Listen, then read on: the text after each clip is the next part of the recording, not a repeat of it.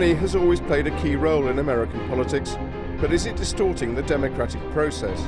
As we reported last year, that's the charge made against Charles and David Koch, two secretive billionaires who've been bankrolling opposition to Barack Obama. So with 8 months to go to the presidential elections, has anything changed? Or could the Koch fortune win the White House for the right?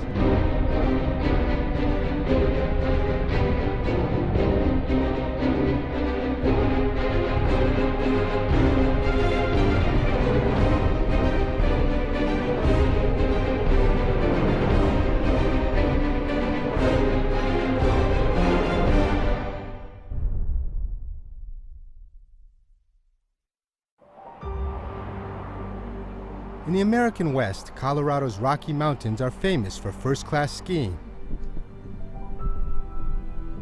But last June, dozens of the richest people in America traveled to Vail for a different reason, to attend a secret meeting at this luxury hotel located in an exclusive community. I'm going to turn it over for a quick welcome to Charles Koch. Charles, take it away. The invitation-only gathering of right-wing funders and activists was convened by Charles and David Koch, billionaire owners of Koch Industries, a privately held oil, chemical, paper, and financial services conglomerate with revenues of $100 billion a year. Attendees at Koch meetings, held twice a year, are sworn to secrecy, but undercover recordings were leaked to a blog. What I want to do is recognize not all of our great partners, but those partners who have given more than $1 million over the last 12 months. The Kochs and their partners spent at least $40 million in the 2010 U.S. elections, helping to shift the balance of power in the House of Representatives towards right-wing Tea Party Republicans. In Colorado, Charles Koch urged wealthy conservatives to dig deep into their pockets for the 2012 fight against President Barack Obama. This is the mother of all wars we've got over the next 18 months. For the life or death of this country. They are radical libertarians, basically. They oppose big government. They think that the free market does better when it's unregulated. And the family's been pretty much in kind of complete opposition to everything that's been done in America in terms of progressivism since the New Deal. Jane Mayer, an award-winning reporter for the New Yorker magazine, wrote a groundbreaking expose of the Kochs in 2010. They will say that they are just simply purely interested in these kinds of politics for philosophical kinds of reasons, but the politics they favor also help their business interests. David Koch ran for vice president on the Libertarian ticket in 1980, opposing Ronald Reagan from the right. An editor who knows the Kochs told Mayer that when David lost, the brothers turned away from electoral politics and set out to build a top-to-bottom operation to shape public policy in America. I think they've been amazingly effective. Their pockets are almost bottomless, and so they can keep pouring money into this whole process. It's been reported that to defeat President Barack Obama, the Kochs plan to raise and spend more than $200 million. You want to kick in $1 billion? Believe me, we'll have a special seminar just for you. But the Kochs could easily write checks for more without anyone knowing, due to loopholes in American law.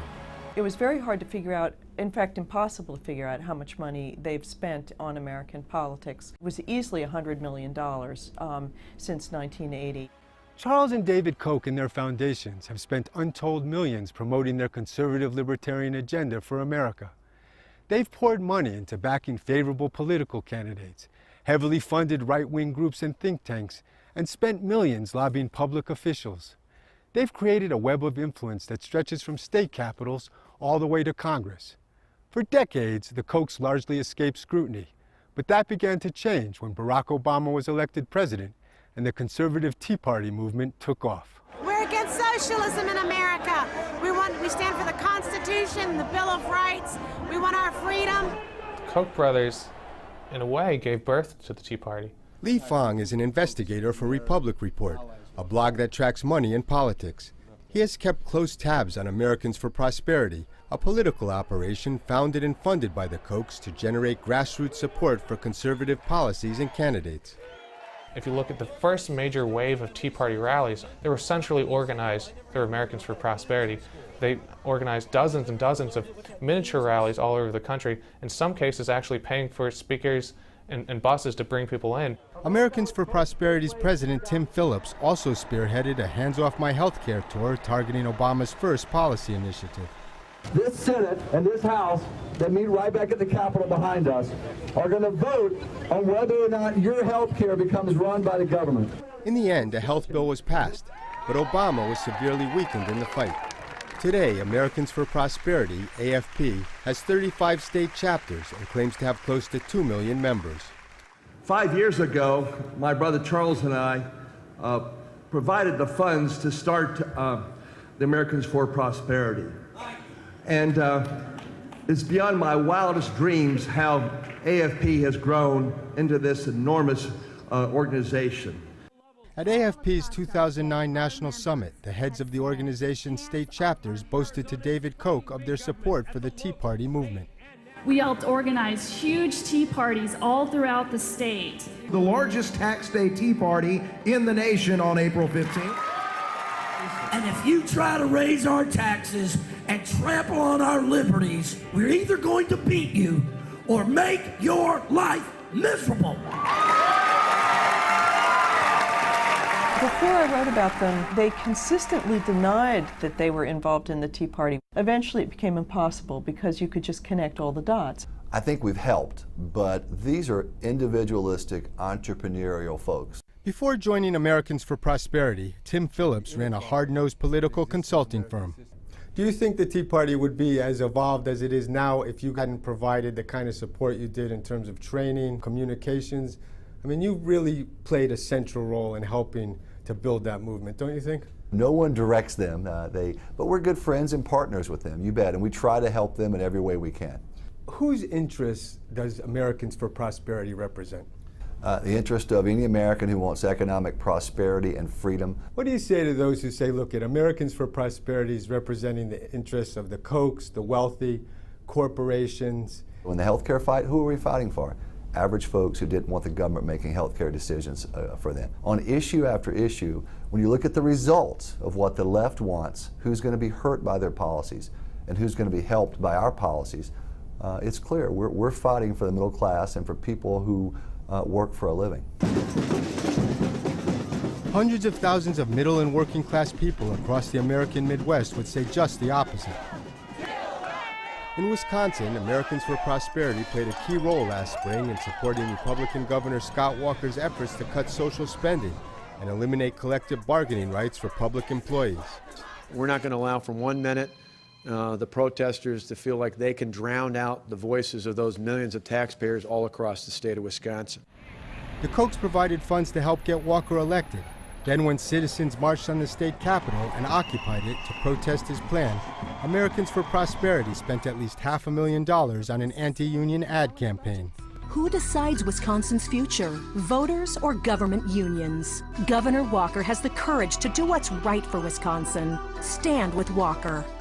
Do you need a ride to the polls or anything? When Walker's anti-union bill passed, the unions and Democrats responded by trying to remove Republican legislators in a special recall election this past August.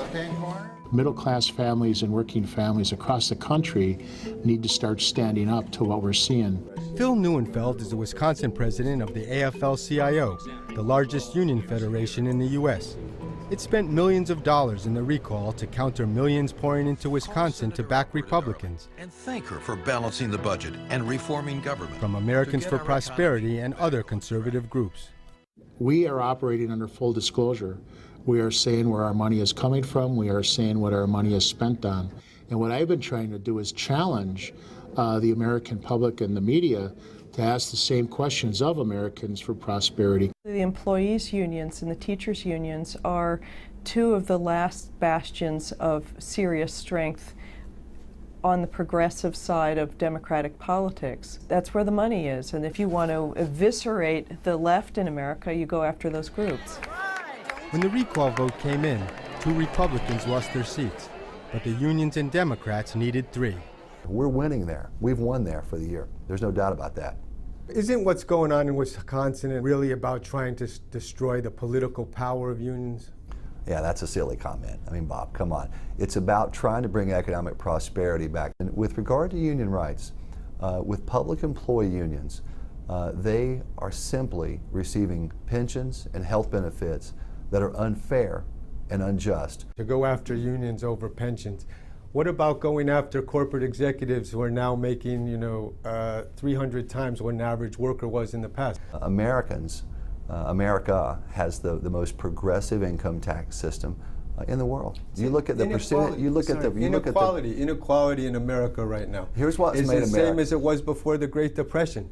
The top 1% is controlling 25% of the income and 40% of the wealth. Here in this country, we give you opportunity. We give you opportunity to fulfill your dreams, to go as far as they will take you. How much have you guys spent in Wisconsin to support Walker and take on the unions there? A lot. Can you give me a number? Look, we don't give numbers and go into details. I think that's proprietary information, but it's substantial. Americans for Prosperity is also very active in another critical 2012 presidential election state, Ohio, whose Governor John Kasich pushed a bill to weaken unions that is similar to Wisconsin's. In August, Ohio citizens protested the annual meeting of the American Legislative Exchange Council, or ALEC, at a New Orleans hotel. ALEC is another Koch-funded group that brings together corporate lobbyists and conservative legislators to draft model laws. It turns out the anti-union measures in both Wisconsin and Ohio reflect ALEC model legislation, which the organization tries to keep under wraps. But it will be on our site. But last year, a whistleblower leaked more than 800 of ALEC's sample bills to the Center for Media and Democracy. Lisa Graves is its executive director.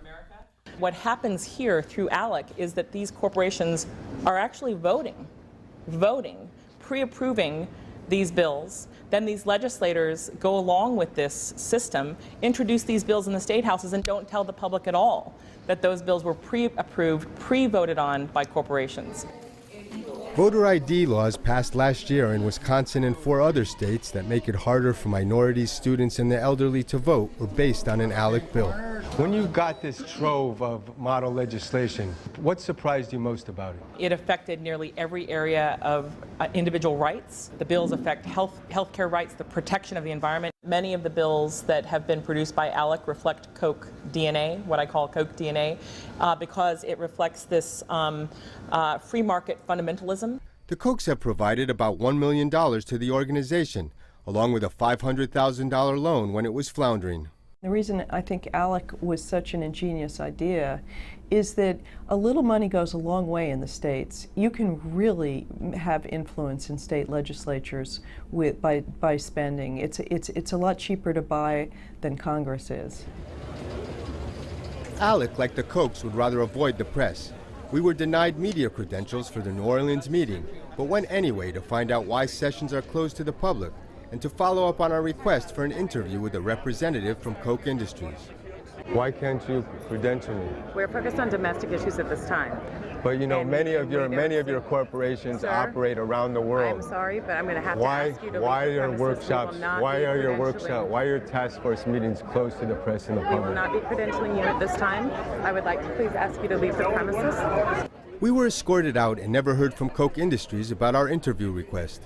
We did succeed in discovering the curious workshops ALEC offers state legislators, like this one suggesting climate change due to increased carbon dioxide in the atmosphere could be beneficial. Climate change policy debate, which would fundamentally reorder the way we make energy and the way we use energy, has a direct business interest to the Kochs.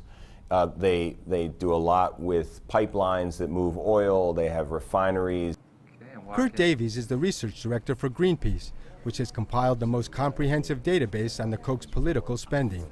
Since 1998, we've tracked over $50 million that they have sent to various front groups and think tanks in Washington, around the country, who have run various elements of a campaign against the science of global warming to oppose the consensus view that climate change is real and urgent, and we have to do something about it. The Koch's investment in conservative think tanks and academia is another key component of their integrated campaign to shape America's political policies. It says specifically. Patrick Michaels, a senior fellow at the Cato Institute, often appears in the media to contest global warming science. This is a problem that's going to solve itself unless we do something silly. The Cato Institute, which was founded by Charles Koch, has received about $14 million from the Kochs. I think that society will address the emissions of carbon dioxide and the energy issues because of pressures for increased efficiency. Only 1 in 3 Americans sees global warming as a serious threat, a sharp drop since 2009 according to a Gallup poll.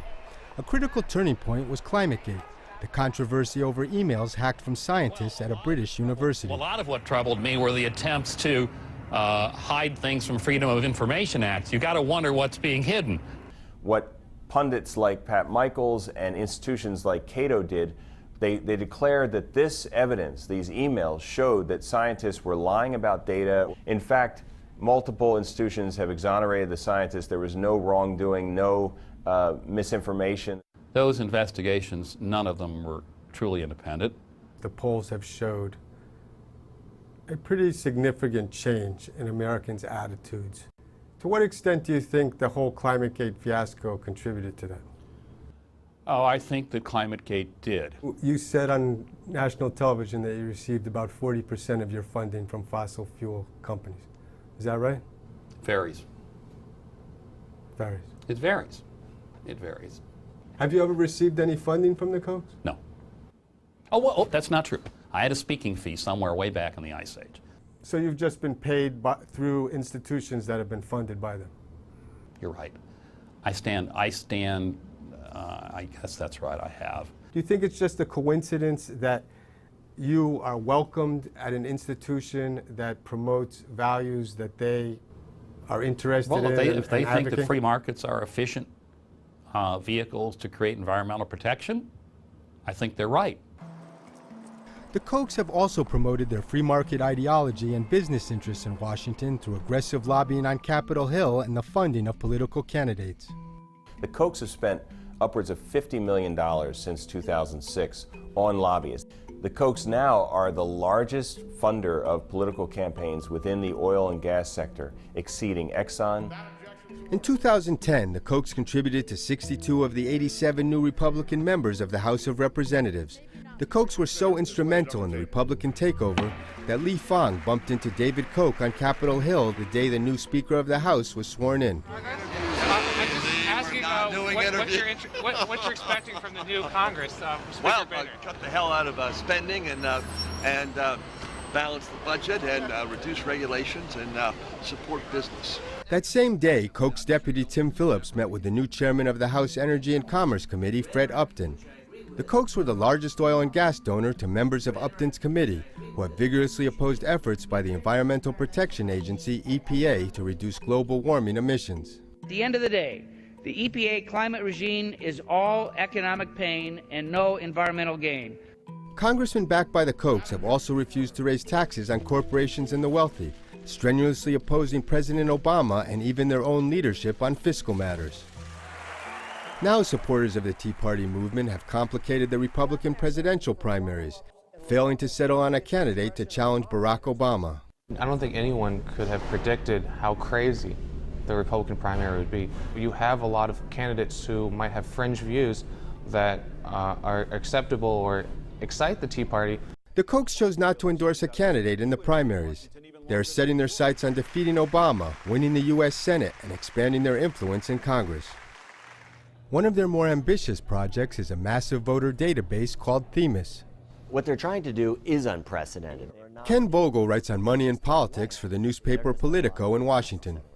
Now what they're trying to do is build a extra party political infrastructure that will carry out many of the same types of initiatives, grassroots organizing, advertising, get out the vote efforts that the parties themselves used to be the sole proprietors of. Americans for Prosperity has already spent at least $6 million on ads attacking Obama for investment in renewable energy projects. We all know about Solyndra, the White House emails, the FBI raids, Solyndra invest. The ads accuse his administration of corruption for providing federal money to the now bankrupt solar energy company Solyndra. The Obama campaign was forced to respond, releasing their first ad of the campaign season. Secretive oil billionaires attacking President Obama with ads fact-checkers say are not tethered to the facts. The Kochs absolutely want to undo the president, and I think the president's team knows this full well. Do you think the Kochs have influenced the debate over environmental policy in the Republican primaries? The Koch-funded machinery certainly laid the groundwork for what we're seeing on the Republican Party. Right now we've got Mitt Romney disowning his past on climate change, Newt Gingrich disowning his past, and Santorum in absolute denial and trashing science. Davies says even President Obama has been pushed to the right. In fact, he's bragging about drilling more oil than Bush at this point. Obama is trying to raise $1 billion for their campaign and has reason to fear an onslaught of big money from the right. Not only from the Kochs, but from groups affiliated with Karl Rove, the Republican operative who ushered George W. Bush into the White House. Karl Rove has talked about raising upwards of $300 million for the groups that he sort of loosely oversees. I would not be at all surprised to see the Kochs match that and probably exceed it. Preparing for the general election, Koch-funded organizations and Tea Party groups have teamed up at the Supreme Court to protest the constitutionality of the health care law passed by Democrats in 2010. I think the Koch brothers are trying to reignite the Tea Party. They're hoping that even if the Supreme Court comes down in favor of health reform, that this will enrage the Tea Party and they can harness that anger into votes this November. The Kochs are also hoping to tap into anger over rising gas prices. We've been from Florida to Montana, Ohio, Wisconsin. Americans for Prosperity tours the country blaming high gas prices on the Obama administration's energy policies. But others blame speculators for high prices, to which, again, the Koch brothers may have a connection. There's no doubt there's speculation in the oil markets. Nobody disputes that there is not only speculation, but the key word is excessive speculation. Michael Greenberger is a law professor and a former director of the Division of Trading and Markets at the Commodity Futures Trading Commission in Washington. When a consumer drives by a gas station and sees gas at $4 or more a gallon, what do they need to understand about high gas prices today? I would say at least $1 of that, and probably more, goes into the pockets of the speculators. Koch Industries has a financial arm that's one of the top oil traders in the world. But due to a lack of transparency in energy trading markets, only the company knows how much it speculates in oil. We wanted to ask Charles and David Koch about that, but they declined our request for an interview. However, these reports reveal that Koch Industries has been lobbying to shape commodity trading rules that were mandated by a 2010 financial reform bill. I'm almost certain they are not lobbying to make it stronger. They are part of a very large constituency that is trying to weaken all the regulatory gains we've made over the last few years to make these markets honest and fair. What do you say to the argument that the reason you're out here goes back to the fact that the Kochs are involved in speculation and that that's a way to divert attention from them? It's an interesting argument. When you're losing on the issue, you resort to trying to go after motive. They're going to win or lose based on the merits of these policies. And on the policies of economic freedom, we're right, and that's why we're winning. The Kochs continue to round up hundreds of millions of dollars for the fight. This past January, they held another one of their secret meetings with wealthy conservatives at a lush resort in Palm Springs, California. The meeting in Palm Springs, by all accounts, was huge and a pivotal fundraising event. New attendees included the casino magnate Sheldon Adelson, who has supported Newt Gingrich to the tune of $16.5 million in the primaries, and Foster Friess, a wealthy financier bankrolling Republican Rick Santorum. The Kochs have become a major nexus for conservative money in America for two reasons. Number one, they are regarded as extremely effective. The other reason why these donors are drawn to the Kochs is that these guys are where it's at right now, and people just want to be a part of it. When a new government is installed in January 2013, what impact do you think the Kochs will have had?